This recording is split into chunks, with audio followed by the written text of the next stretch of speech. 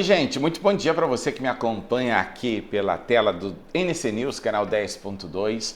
Estamos no ar ao vivo, agora 10 horas e 31 minutos. E a gente começa o programa de hoje falando de duas convenções partidárias que complicaram o trânsito em diferentes pontos de Manaus. Isso foi na noite desta terça-feira. Na Torquato Tapajós, uma fiscalização do IMMU aumentou a tensão no entorno da Arena Amadeu Teixeira.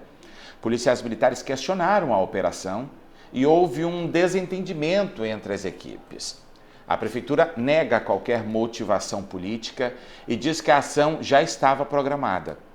Bárbara Fernandes vai mostrar para a gente como a disputa entre os órgãos agravou um trânsito que está cada vez mais caótico na capital do Amazonas.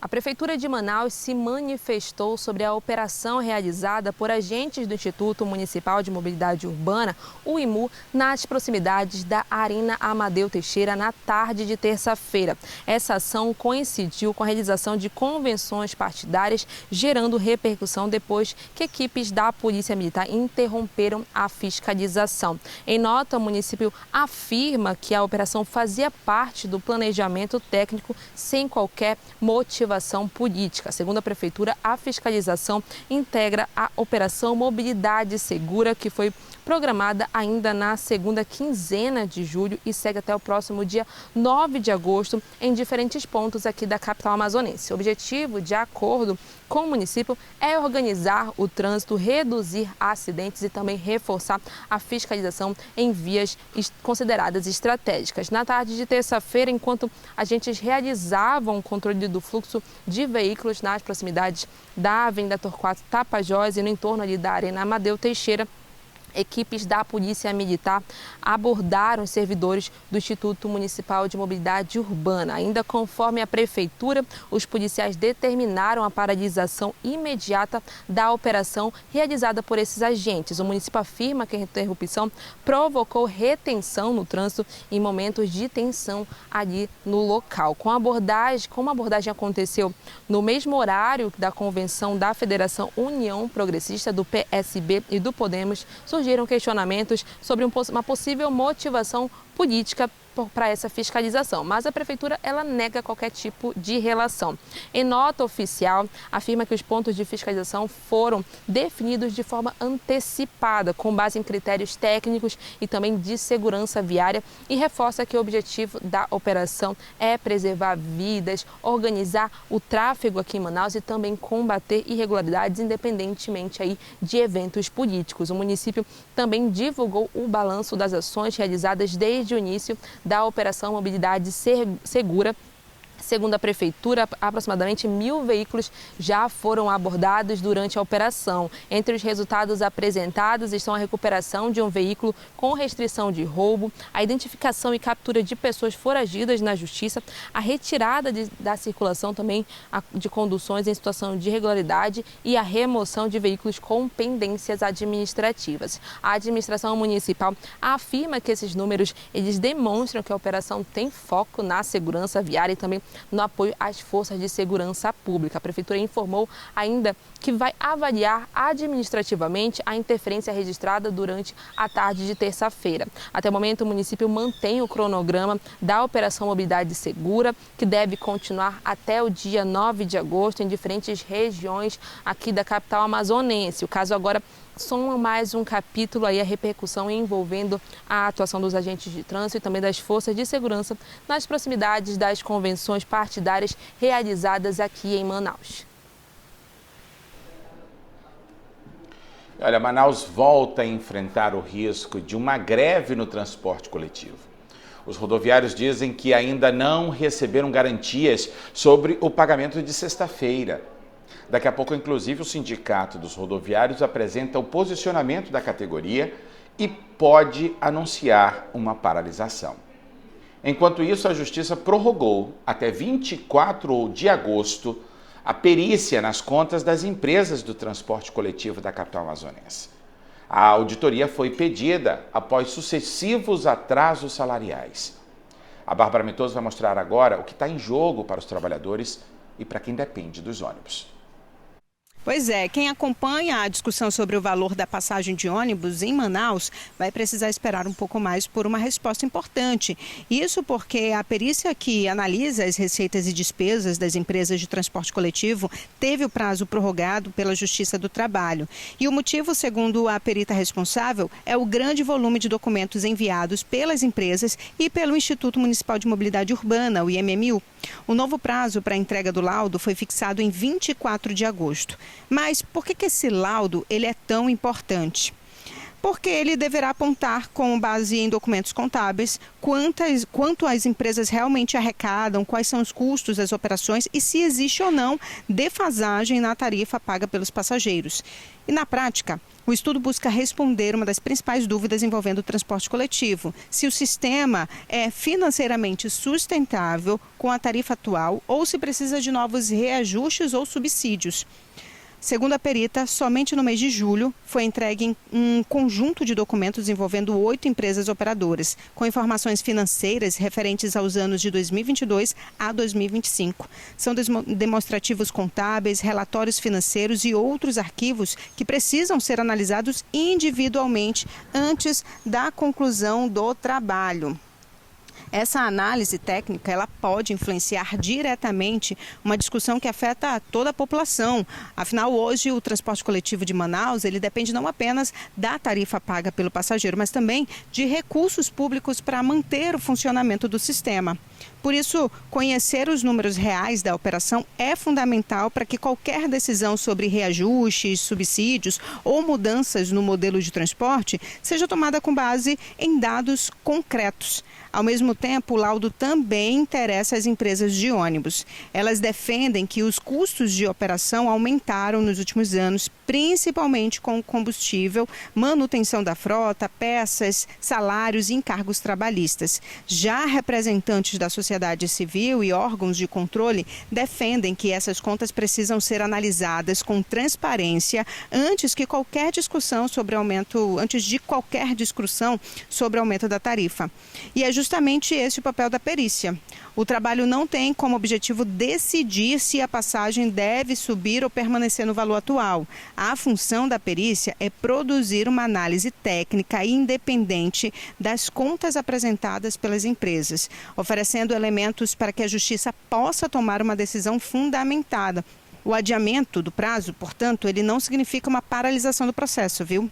Pelo contrário, a prorrogação ela foi autorizada justamente para garantir que toda a documentação seja examinada profundamente, reduzindo aí o risco de conclusões baseadas em informações incompletas.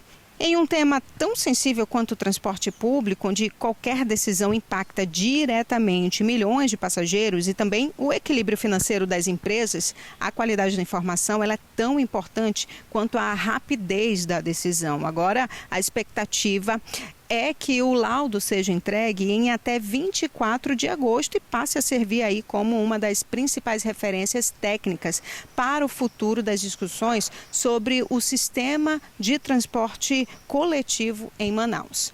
Volto com você. Flávio Bolsonaro tenta mostrar que não será uma repetição do pai. O candidato à presidência afirmou que pretende adotar uma postura diferente de Jair Bolsonaro. A declaração foi feita durante uma sabatina com 4 candidatos ao Planalto. O encontro também abriu espaço para propostas e posicionamentos sobre a disputa eleitoral. Flávio Bolsonaro, Ronaldo Caiado, Romeu Zema e Renan Santos responderam questionamentos de jornalistas e do setor produtivo no evento organizado pela G4 Hub, em parceria com o portal O Antagonista. O presidente Lula foi convidado e não compareceu. O objetivo do encontro é ampliar o diálogo entre empresários e candidatos, levando ao centro da discussão temas considerados essenciais para o desenvolvimento do Brasil nos próximos 4 anos. Flávio Bolsonaro, do PL, participou remotamente. Foi questionado qual seria a influência do pai, Jair Bolsonaro, no eventual governo e respondeu que terá autonomia. Eu sou alguém que estou mais do que preparado para assumir o comando desse país, e algumas coisas eu faria diferente do presidente Bolsonaro, né? Não apenas no tocante aí a questões pessoais, né? Eu sou um Bolsonaro vacinado e certamente a forma de se colocar, a forma de se relacionar com outras, principalmente com a imprensa, eu acho que é uma coisa que o meu filme de vida fala melhor do que em relação ao meu pai, mas eu sou sangue de Bolsonaro. Flávio também minimizou a dificuldade de encontrar apoio de partidos do Centrão. Os principais quadros técnicos, qualificados, testados e aprovados de todos os partidos praticamente estão comigo. Tem diversos nomes que eu posso citar aqui. O Tarcísio é um cara que vai estar comigo independente do Republicanozinho ou não. O Cleitinho, em Minas Gerais, da mesma forma, falei com ele mais cedo. Ele falou, Flávio, independente do que vai acontecer, eu vou caminhar com você aqui em Minas Gerais. A Damares é um outro quadro que é do Republicano. A Dani Marcos, que está aí. Você tem a Tereza Cristina. Romeu Zema, do Novo, defendeu uma revisão no modelo de programas sociais e a privatização de empresas estatais. Primeiro, privatizar tudo. Para mim, não tem vaca sagrada.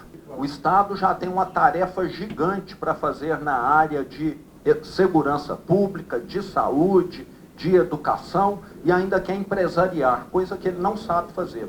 Ronaldo Caiado, do PSD, disse que nunca esteve envolvido em esquemas de corrupção. Citou escândalos relacionados a adversários na corrida eleitoral e prometeu pacificar o país. Vocês já me viram em rachadinha? Vocês já me viram em mensalão? Você só tem autoridade moral para poder implantar correção em um país quando você tem condições de sentar à mesa e você está de mãos limpas e não tem o rabo preso. Renan Santos, do Missão, defendeu o combate ao crime organizado e o endurecimento do Código Penal. O sentimento de culpa que veio do regime militar, da ideia de violações de direitos humanos, contaminou a cabeça do legislador, dos juristas na redemocratização, de modo a você ficar impondo garantias muitas a quem comete um determinado crime violento e você tornou, no final, a sociedade refém deles. Uma pesquisa da Genial Quest, divulgada nesta quarta-feira, mostra que a reconciliação pública entre o senador Flávio Bolsonaro e a ex-primeira-dama Michele Bolsonaro foi avaliada como positiva por 59% dos entrevistados. Outros 25% consideraram o episódio negativo, enquanto 16% não souberam ou não responderam. O levantamento também apontou que 59% dos entrevistados disseram não ter conhecimento da reconciliação, contra 41% que afirmaram estar informados sobre o episódio. A pesquisa ainda indica que cresceu a percepção de que o apoio de Michele pode fortalecer a campanha de Flávio Bolsonaro. Para 46% dos entrevistados, o apoio da ex-primeira-dama aumenta as chances de vitória do senador, percentual superior ao registrado no levantamento anterior. Os dados fazem parte da nova rodada da pesquisa Genial Quest, divulgada nesta quarta-feira, e que ouviu 2.004 pessoas, eleitoras, em entrevistas presenciais realizadas entre os dias 10 e 13 de julho. A margem de erro é de 2 pontos percentuais para mais ou para menos, com 95% de nível de confiança. O levantamento está registrado no Tribunal Superior Eleitoral sob o número 07181/2026. O ministro Alexandre de Moraes do Supremo Tribunal Federal deu prazo de 5 dias para a Procuradoria-Geral da República se manifestar sobre o recurso de Jair Bolsonaro. A defesa do ex-presidente recorre da decisão que o proibiu de receber visitas na prisão domiciliar por 30 dias. A restrição foi aplicada após a divulgação de uma carta nas redes sociais, o que descumpriu a proibição de uso da internet, mesmo que por terceiros. A decisão de Moraes também veda visitas com finalidade político-eleitoral e a divulgação de manifestos até o fim das eleições de outubro. A defesa alega que a medida restringe a liberdade de manifestação de ideias do ex-presidente. Uma pesquisa eleitoral realizada no Amazonas entrou na mira da justiça. Uma perícia identificou indícios de possíveis irregularidades no levantamento. O tribunal determinou, então, o envio do caso ao Ministério Público Eleitoral. O órgão vai avaliar se houve infrações eleitorais, administrativas ou a proteção de dados. A decisão não confirma a fraude, mas abre caminho para uma apuração mais profunda. Quem traz mais informações é a repórter Bárbara Fernandes. Uma pesquisa eleitoral divulgada no período de pré-campanha para o governo do Amazonas agora está no centro de uma investigação. O Tribunal Regional Eleitoral decidiu encaminhar o caso para o Ministério Público Eleitoral após identificar indícios de irregularidades consideradas graves no levantamento realizado pelo Instituto Veritá. A partir de agora, o Ministério Público Estadual vai analisar se houve prática de crimes eleitorais ou outras infrações previstas na legislação. A decisão foi tomada pelo juiz relator Cássio André Borges dos Santos, do Tribunal Regional Eleitoral do Amazonas, dentro de uma ação apresentada pelo PSD. Inicialmente, o partido pedia apenas acesso aos dados brutos e o sistema também utilizado para produzir a pesquisa, com base ali nas leis das eleições. A Justiça autorizou esse acesso e determinou uma realização de uma perícia técnica para verificar como o levantamento havia sido elaborado. Os resultados dessa perícia mudaram completamente o rumo do processo. Segundo o laudo, foram encontradas irregularidades estruturais consideradas graves, falhas também no processamento das informações e inconsistências que, na avaliação do perito, podem comprometer a confiabilidade do estudo divulgado. O documento também aponta indícios de uma possível violação da Lei Geral de Proteção de Dados, a LGPD, e recomenda que seja apurado se houve utilização irregular dos dados dos eleitores amazonenses. Diante dessas conclusões, o relator entendeu que não seria possível simplesmente encerrar esse processo. Mesmo com o objetivo inicial da ação já apurado, ele determinou que todo o material produzido fosse encaminhado ao Ministério Público Eleitoral para uma outra análise. A pesquisa investigada foi divulgada no dia 28 de maio e mostrava a pré-candidata Maria do Carmo Cefaí, do Partido Liberal, na liderança da disputa pelo governo do Amazonas, com 33,9% das intenções de voto, enquanto Omar Aziz, do PSD, aparecia com 26,7%. Depois da divulgação da perícia, o Instituto Veritá pediu o arquivamento do processo, alegando que a ação havia perdido o objeto, mas o pedido foi rejeitado pelo tribunal. Na decisão, o magistrado afirma que, diante dos indícios apontados pelo laudo técnico, cabia ao judiciário comunicar os fatos ao órgão responsável para investigar eventuais ilícitos. Agora, o Ministério Público Eleitoral poderá apurar, entre outras hipóteses, a eventual divulgação da pesquisa eleitoral fraudulenta, possíveis infrações às normas do Tribunal Superior Eleitoral e também uma eventual violação da Lei Geral de Proteção de Dados. É importante destacar que essa decisão ela não representa uma condenação do Instituto, nem significa que as irregularidades já foram comprovadas. O que o tribunal entendeu é que existem elementos suficientes para justificar uma investigação mais profunda. Com essa decisão, a ação civil que discutia o acesso aos dados de pesquisa foi encerrada. A partir de agora, caberá exclusivamente ao Ministério Público Eleitoral analisar o conteúdo apresentado pela perícia e decidir se abre uma investigação criminal ou se adota outras medidas previstas na legislação. O caso ele também reforça o debate sobre a transparência e a confiabilidade das pesquisas eleitorais, que costumam ali ganhar mais peso à medida que a disputa pelo governo do Amazonas vai ganhando força. O policial civil do Amazonas tem hoje um dos maiores salários do Brasil. Mas a boa remuneração contrasta com a falta de efetivo. Um levantamento nacional mostra que a corporação enfrenta dificuldades para atender um estado de dimensões continentais. O estudo também aponta baixa participação de mulheres nos quadros da Polícia Civil. Bárbara Mitoso vai mostrar então o contraste entre salários, estrutura e capacidade de atendimento. Pois é, um dado interessante, né? O Amazonas aparece aí no topo de um ranking nacional quando o assunto é remuneração da Polícia Civil. Mas o mesmo estudo que coloca o Estado na liderança também revela um desafio que afeta diretamente o combate ao crime, que é a falta de policiais. O levantamento do Fórum Brasileiro de Segurança Pública mostra que o Amazonas tem a maior remuneração bruta média da Polícia Civil do país, com cerca de R$ 26.800, considerando delegados, escrivães e investigadores. O valor está bem acima da média nacional, que é de aproximadamente R$ 15.500. Quando a análise é feita por carreira, o Estado também ocupa posição de destaque. Os escrivões e investigadores amazonenses lideram o ranking nacional de remuneração, enquanto os delegados têm a segunda maior média salarial do Brasil. O estudo considera a remuneração total recebida pelos servidores, incluindo gratificações e demais vantagens previstas em lei, e não apenas o salário base. Mas o levantamento mostra que o salário elevado não resolve sozinho os problemas da estrutura policial.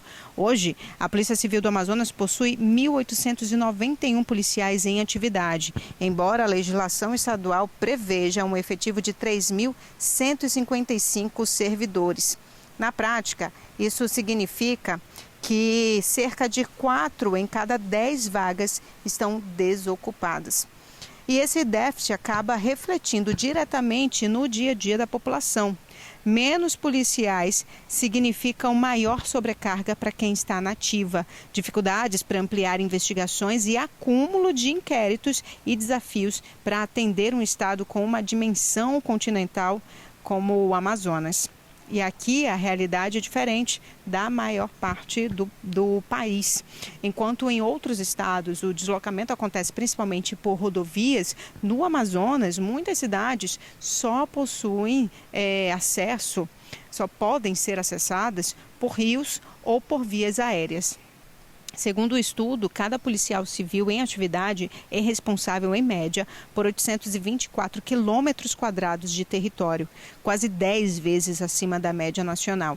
Essa característica aumenta o custo das operações, dificulta o atendimento no interior e exige uma logística muito mais complexa para a investigação de crimes. Outro dado que chama a atenção é a participação feminina na corporação, viu? As mulheres representam pouco mais de 23% do efetivo, percentual inferior à média brasileira, o que reforça o debate sobre diversidade e ampliação da presença feminina nas formas de segurança. O estudo mostra, portanto, um cenário de contraste.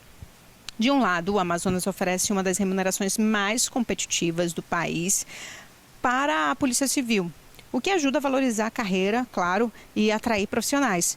Mas, do outro lado, a corporação ainda enfrenta um número insuficiente de servidores para poder atender às demandas de um estado marcado por grandes distâncias, áreas de fronteira e desafios permanentes no combate ao crime organizado.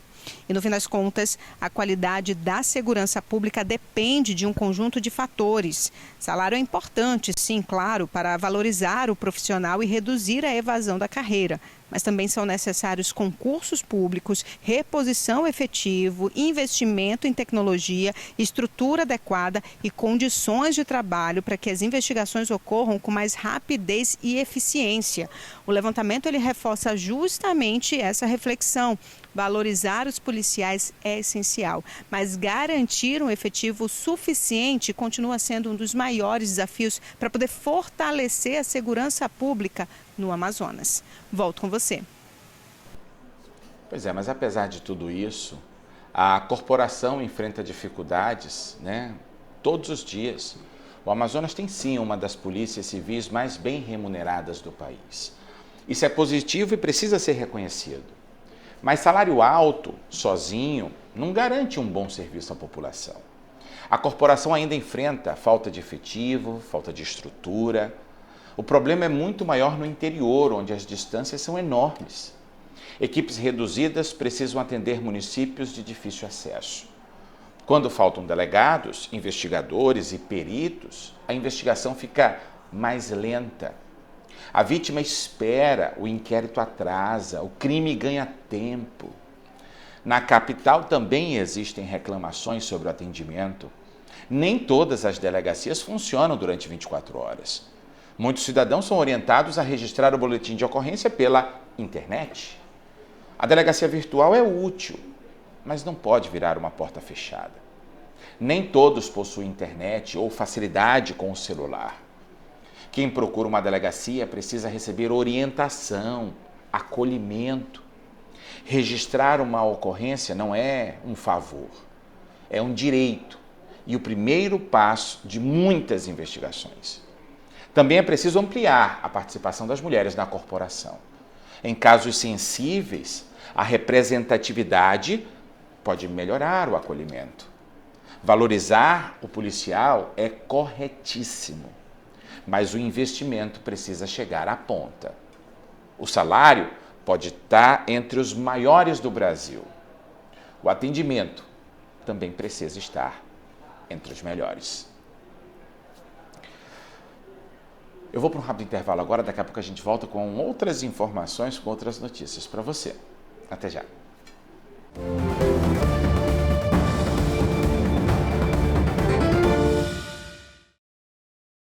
Passando para dar um recado muito importante. O NC Sustentabilidade, que passa todos os domingos à noite no NC News, agora vai estar de cara nova. Sim, que a gente vai gravar aqui, ó, no estúdio da NC News, o podcast que fala sobre a ESG, bioeconomia, economia circular, sustentabilidade no Brasil, mas principalmente na Amazônia. Então eu te espero, encontro marcado a partir de agosto. A gente grava nesse estúdio lindão, o NC Sustentabilidade. Você assiste todas as noites no NC News.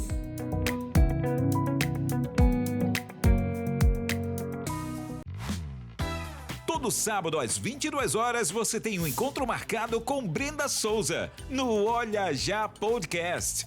Bom humor e entretenimento na tela do seu NC News. Já conhece o Preveste da UEA? É o cursinho online da Universidade do Estado do Amazonas, gente. Para quem quer se preparar para as provas do vestibular e do SINS. E você pode assistir pelo aplicativo, pelo YouTube, né? Ou pela TV NC News, de segunda a sexta, às 8h30, com a reprise todos os dias, às 17 horas. O agronegócio brasileiro não apenas impacta o país. Essa força que vem do campo alimenta o mundo. A cada safra recorde movimenta a tecnologia humana, as oportunidades do povo que tem na terra, suor, sustento e a forma de vida. O campo é nosso, é a nossa força que tem vida e história. São as nossas notícias que impactam todo mundo, seja no interior ou na cidade. É o ouro do nosso Brasil atual. Na TV, no rádio, na internet, o agro é notícia. Notícia é negócio. NC Agro, no Grupo Norte de Comunicação.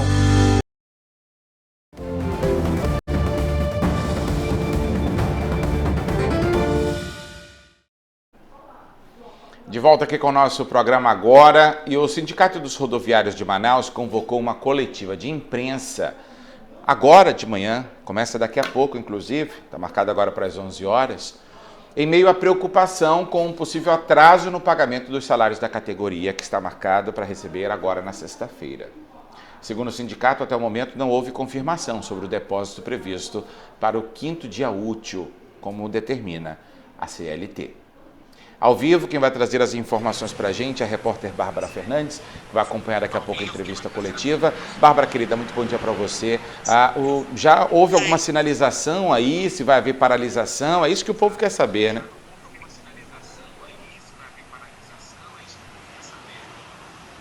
É isso mesmo. Bom dia, Cleiton, novamente para você. Amanhã desta quarta-feira deve ser decisiva aí para quem pega o transporte coletivo aqui em Manaus. O Sindicato dos Trabalhadores em Transportes Rodoviários chamou aqui a imprensa para conceder essa coletiva de imprensa às 11 horas da manhã, onde eles devem responder aí se acontece ou não essa greve que já está marcada para sexta-feira. Segundo o sindicato, até o momento, os trabalhadores não receberam nenhuma confirmação sobre o pagamento dos salários que está previsto aí para cair nesta sexta-feira, dia 7. A categoria afirma que a falta de informação gerou ali essa preocupação e a cobrança de um posicionamento das empresas responsáveis pelo transporte coletivo. O assunto ele ganha ainda mais importância porque essa não é a primeira crise enfrentada pelo sistema neste ano de 2026. Em julho, os rodoviários eles cruzaram os braços em relação após o atraso de salariais. A paralisação ela afetou afetou milhares de passageiros e só terminou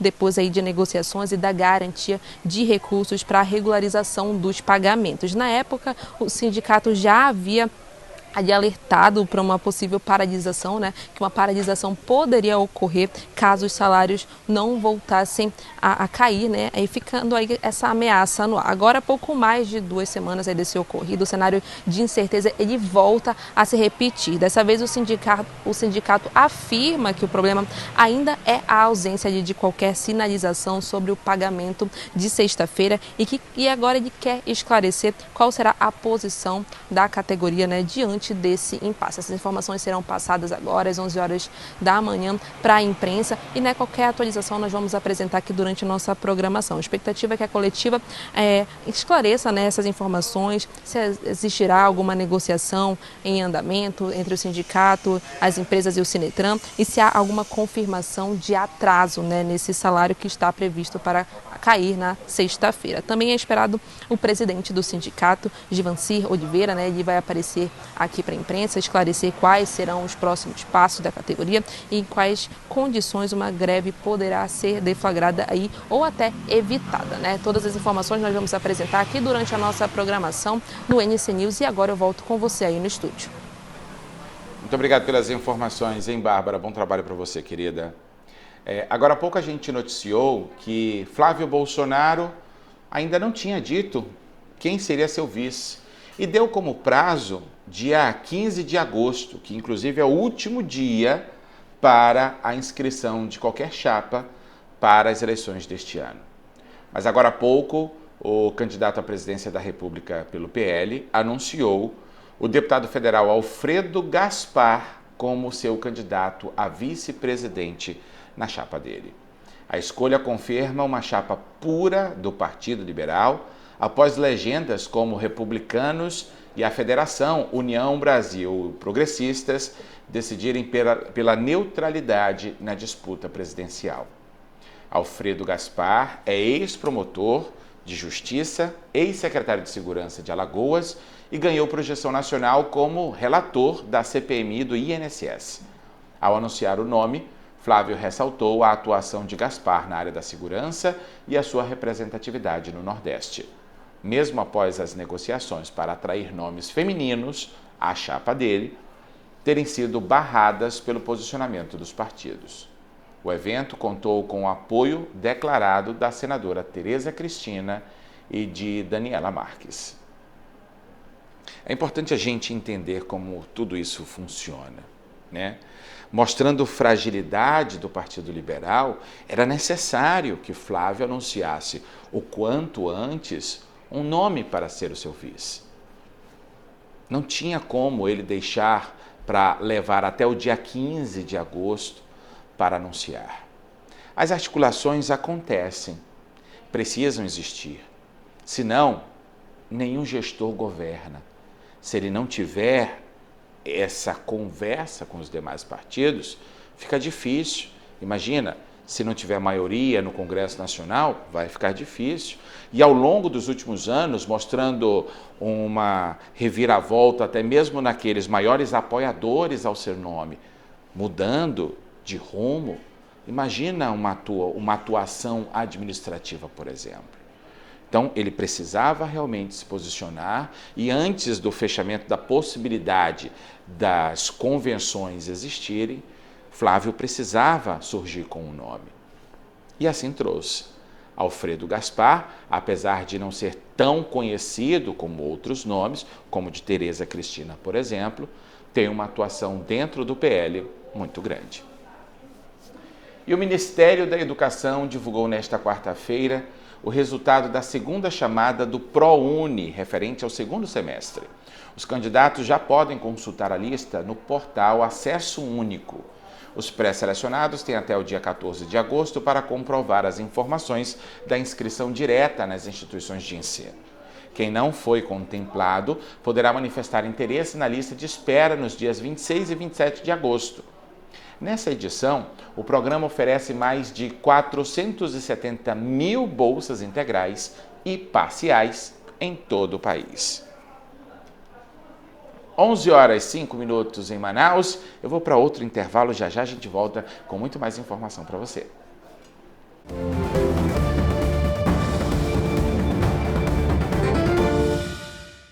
Olá, eu sou Betão, sou professor de Física. E te fazer uma pergunta. Você já conhece o Preveste UEA? Não? É o cursinho online da Universidade do Amazonas, para quem quer se preparar para as provas do vestibular e também para se preparar para o SIS. E você pode assistir pelo aplicativo do Preveste, pelo YouTube ou pela TV NC News. Vem estudar com a gente! Vambora! Brasil, onde muitos fatos permanecem ocultos, onde interesses poderosos tentam manter a verdade em silêncio. Existe um jornalismo que não se contenta com versões oficiais, que aprofunda, questiona e investiga.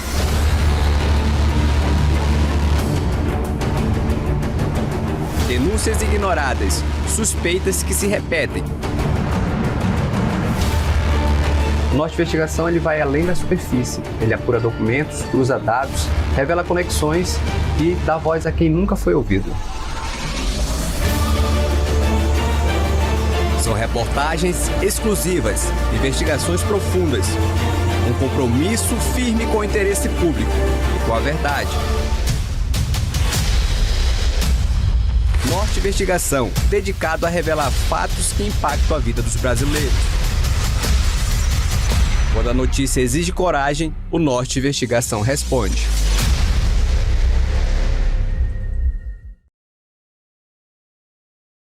Olá, meus queridos, tudo bem? Já conhece o Preveste UEA? É o cursinho online da Universidade do Estado do Amazonas para quem quer se preparar para as provas do vestibular e SIS. As aulas são diárias e você pode assistir pelo aplicativo do Preveste, pelo YouTube ou pela TV NC News. Vem estudar com a UEA, foco na tua aprovação, vem ser Preveste também.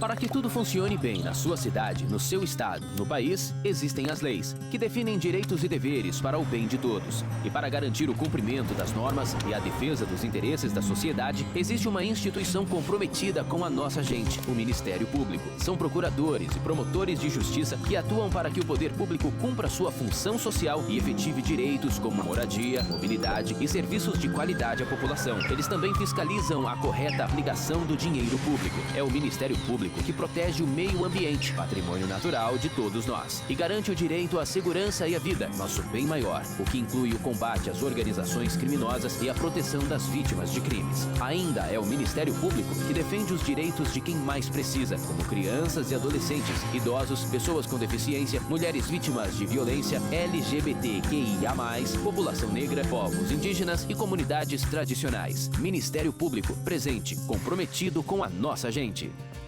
Apoio NC News e Grupo Norte de Comunicação.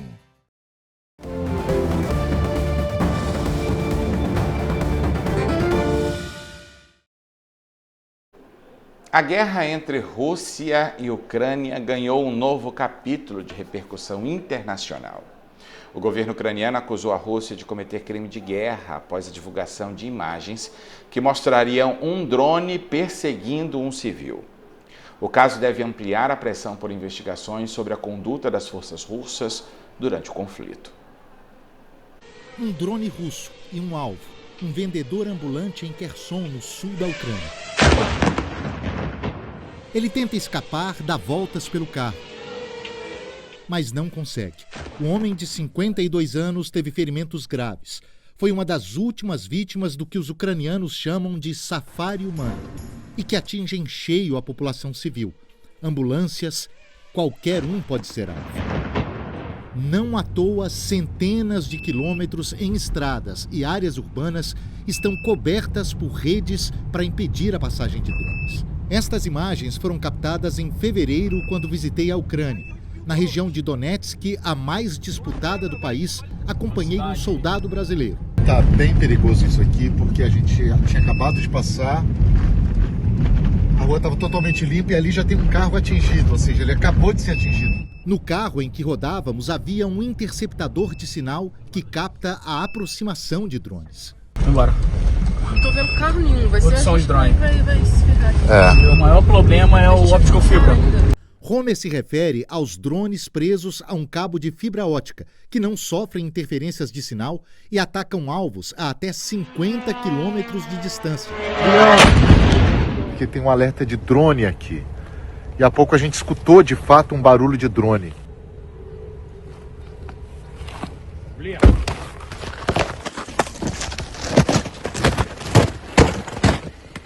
O drone acabou de passar por nós. Se no primeiro semestre deste ano o número de civis mortos na Ucrânia foi 37% maior que no mesmo período do ano passado, a quantidade daqueles atingidos por drones disparou. Em 2025, mais que dobrou. Por outro lado, os russos também acusam os ucranianos de atacar civis deliberadamente. Uma das estratégias de Kiev tem sido bombardear centros de logística da maior loja de comércio online da Rússia. Só na última madrugada foram 3 depósitos incendiados. Segundo o Kremlin, pelo menos 5 civis morreram nos ataques. E olha, a gente falando sobre essas notícias internacionais, né? A gente se preocupa demais com tudo que acontece no Oriente Médio, não só pela questão econômica, mas porque, assim como muita gente sofre lá, há umas comunidades ucranianas, russas, islamitas e de várias religiões e de outros países que vivem na América do Sul como um todo, não somente no Brasil. Acontecem as coisas lá, existe sofrimento também aqui. Então é um efeito em cadeia. O que a gente precisa atentar também é que enquanto Estados Unidos, Rússia ou qualquer outro país resolvem tomar as atitudes de guerra contra nações, elas podem fazer isso com qualquer lugar do mundo. Você vai até me dizer assim, mas Cleiton, na geopolítica isso é histórico, isso existe há muito tempo. Ou isso vinha acontecendo até o estopim da guerra. E sim, é verdade. Mas tudo começa com uma perseguição política. E depois? O que vai ser feito? Então, a gente precisa, desde a origem, desde o início, frear qualquer situação, através da diplomacia, através da gentileza, através da conversa, através de todas as formas possíveis para não chegar numa guerra. Porque se uma guerra chega, muita gente morre, que não tinha nada a ver com essa confusão. E olha, Cuba conseguiu recompor o sistema elétrico nacional nesta terça-feira, após quase 48 horas de um apagão generalizado. A empresa estatal União Elétrica confirmou o restabelecimento da energia na ilha caribenha, encerrando o 6º colapso total registrado só esse ano. A ilha vem enfrentando cortes persistentes no abastecimento devido ao sucateamento das usinas termoelétricas e à escassez de combustível. O governo cubano atribui a crise energética a sanções e ao embargo aplicado pelo governo norte-americano de Donald Trump, enquanto Washington alega má gestão econômica por parte de Havana. E o Vale Refeição está acabando muito antes do fim do mês. Em média, o benefício paga apenas 9 dias úteis de alimentação. O preço das refeições sobe mais rápido que o reajuste concedido pelas empresas. E o trabalhador precisa completar a conta com o próprio salário. Quem traz as informações é Bárbara Mitoso. Pois é, o Vale Refeição ele continua sendo um dos benefícios mais importantes para milhões de trabalhadores brasileiros. Mas um levantamento divulgado pela imprensa de benefícios, por uma empresa de benefícios, mostra que esse dinheiro está durando cada vez menos. No primeiro semestre de 2026, o Vale Refeição foi suficiente, em média, para pagar apenas 9 dias úteis de alimentação. No mesmo período do ano passado, ele cobria cerca de 10 dias. Ou seja, em apenas um ano, o benefício perdeu mais um pouco do poder de compra. A explicação ela é simples, viu? O preço das refeições continuou subindo, enquanto o valor do benefício concedido pelas empresas cresceu em um ritmo bem menor. Segundo o estudo, o custo médio de uma refeição chegou a quase R$ 45, uma alta de 4,3% em relação ao primeiro semestre do ano passado. Já o valor médio creditado pelas empresas aumentou apenas 1,5%, ficando em torno de R$ 583,75. Na prática, isso significa que o trabalhador precisa colocar dinheiro do próprio bolso para poder conseguir se alimentar durante todo o mês. E esse complemento já ultrapassa o valor do próprio benefício. De acordo com a pesquisa, hoje o brasileiro desembolsa, em média, 101% do valor recebido no Vale Refeição, para complementar aí as despesas com alimentação. E, em outras palavras, se recebe cerca de R$ 584 de benefício, precisa acrescentar aproximadamente mais R$ 589 de recursos próprios para poder fechar a conta do mês. O levantamento também mostra que essa perda não aconteceu de uma hora para outra. Em 2019, antes da pandemia, o Vale Refeição cobria, em média, 18 dias úteis. Em 2022, passou para 13 dias. Depois, caiu para 11 e ficou em 10 dias em 2024 e 2025. E agora chega a apenas 9 dias em 2026. Ou seja, em poucos anos, o benefício perdeu praticamente metade da capacidade de compra. Outro dado chama a atenção para as diferenças entre as regiões do país. Nos estados do norte, a situação é ainda mais delicada. Em Roraima, por exemplo, o Vale cobre apenas 6 dias úteis.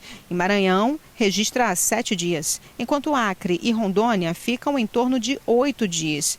Já estados como Minas Gerais conseguem chegar a 13 dias de cobertura, São Paulo e Rio de Janeiro a cerca de 12 dias. Esses números eles mostram que o valor do benefício nem sempre acompanha o custo da alimentação em cada região. E isso acaba mudando os hábitos dos trabalhadores. Muita gente passou a reduzir o número de refeições feitas em restaurantes, buscar locais mais baratos, levar comida de casa ou reservar o vale apenas para os dias em que realmente não há outra alternativa. Esse cenário também afeta as empresas. O Vale Refeição faz parte da política de benefícios e é uma ferramenta importante para poder atrair e para manter os profissionais. Mas quando perde poder de compra, o trabalhador sente que aquele benefício já não atende às necessidades do dia a dia. No fim das contas, o levantamento mostra um retrato da inflação que nem sempre aparece nos grandes indicadores econômicos. Mesmo quando a inflação geral desacelera, quem almoça fora de casa continua percebendo aumentos frequentes no preço das refeições.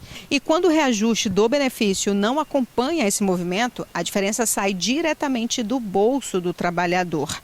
Por isso, o desafio para a empresa e para empregados não é apenas manter o benefício, mas garantir que ele continue cumprindo a principal função, que é ajudar a custear a alimentação durante o mês e preservar o poder de compra de quem depende diretamente e diariamente desse benefício.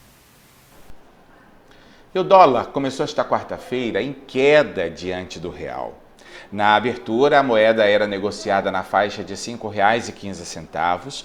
O mercado faz ajustes antes da decisão do Copom sobre a taxa Selic e a reunião termina nesta quarta-feira. Atualmente, a taxa básica de juros está em 14,25%.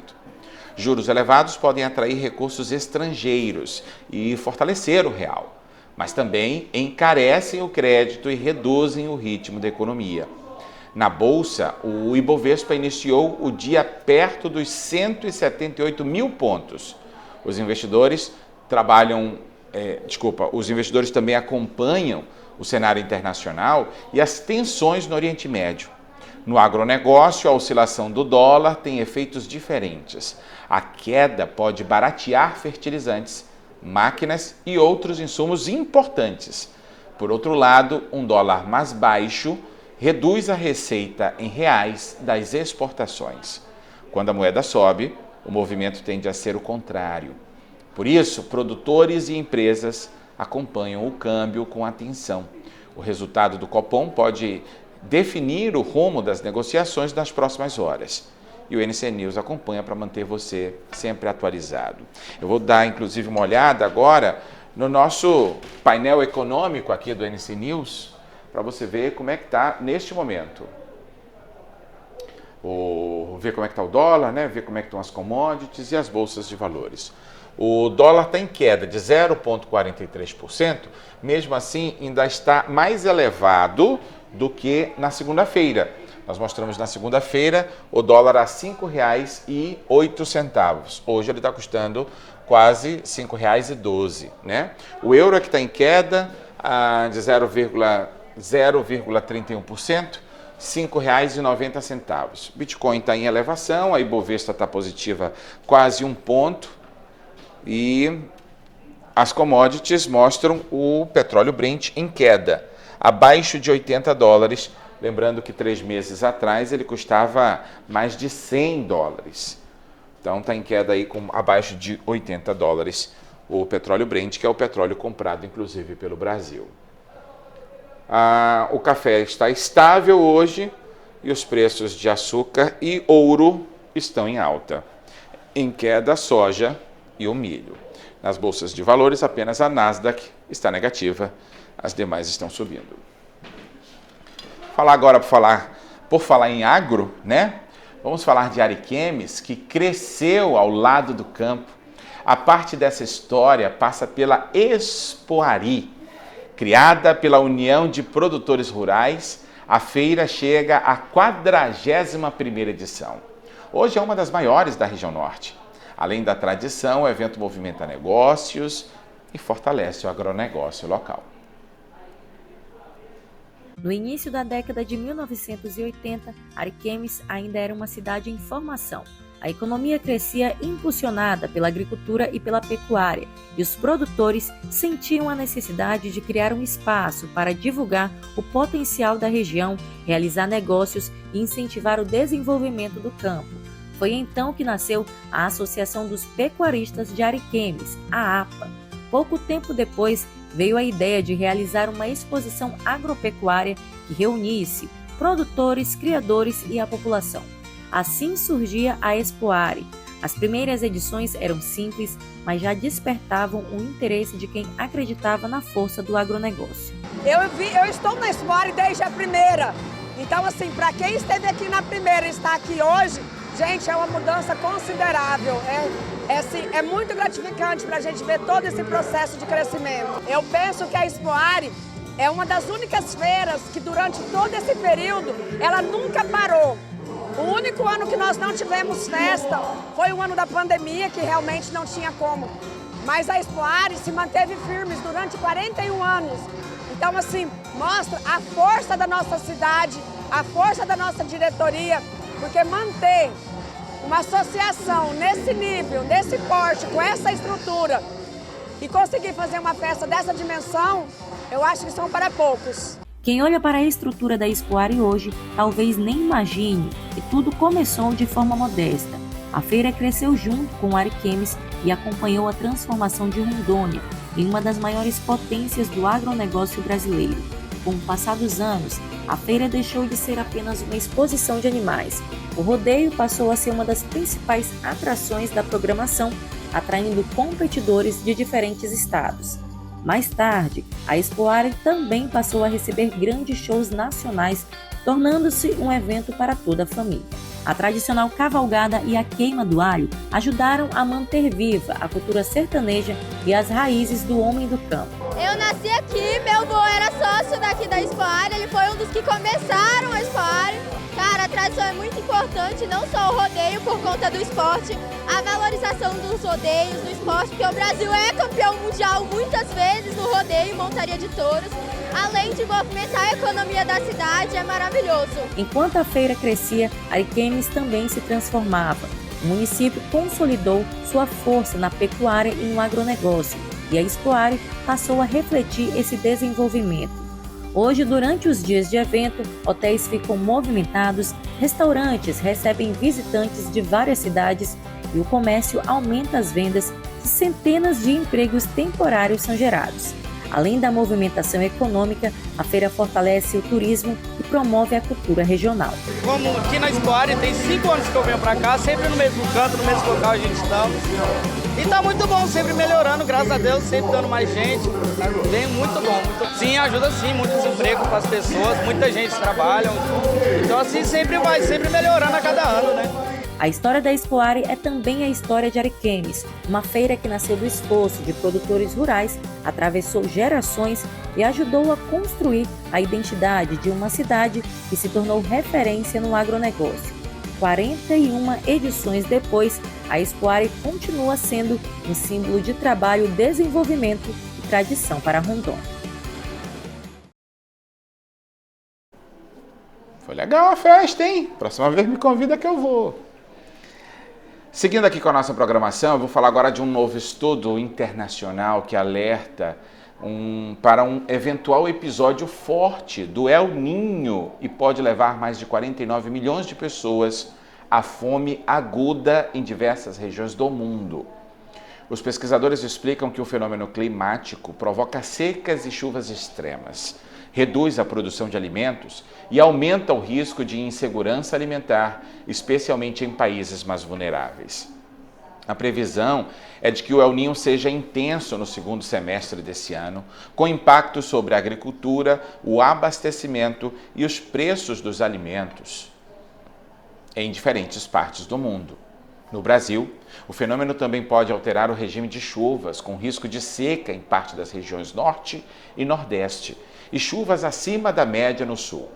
Os autores do estudo defendem o reforço das políticas de segurança alimentar e de prevenção a eventos climáticos extremos para reduzir os impactos sobre as populações mais vulneráveis. É importante que todos nós atentemos para isso. Não dá para a gente esperar somente das autoridades. Eu sei que tudo depende deles, os recursos, os financiamentos, mas a gente precisa, a partir de agora, pelo menos ter ideia do que a gente quer para si. E quando eu falo a gente, é principalmente o produtor rural, o pescador artesanal, toda a cadeia que depende da natureza, que isso vai refletir nos nossos dias. Quem depende de transporte fluvial, por exemplo, precisa fazer essa análise também. Então, é começar a projetar futuro, analisar. Se as coisas piorarem muito, o que eu vou fazer? Que medidas eu vou tomar? Se piorarem só um bocadinho, menos mal. Mas o El Niño tende a tornar o período seco ainda mais severo. Hoje eu conversava com um membro da Defesa Civil de Manaus e ele me dizia, lá na Rádio Liga, né, onde eu apresento o programa de 7 às 8 da manhã, ele me dizia que a estiagem que normalmente acontece entre agosto e setembro deve ser estendida até o mês de dezembro, quando, em tese, estariam começando as chuvas. Agora, 11 horas e 29 minutos, eu quero agradecer a sua companhia, a sua audiência. Lembrando que a gente está aqui todos os dias, de domingo a domingo, né? A nossa equipe está aqui para manter você bem informado todos os dias. Um abraço, daqui a pouco eu estou com o programa Poder e Opinião para você. Até já.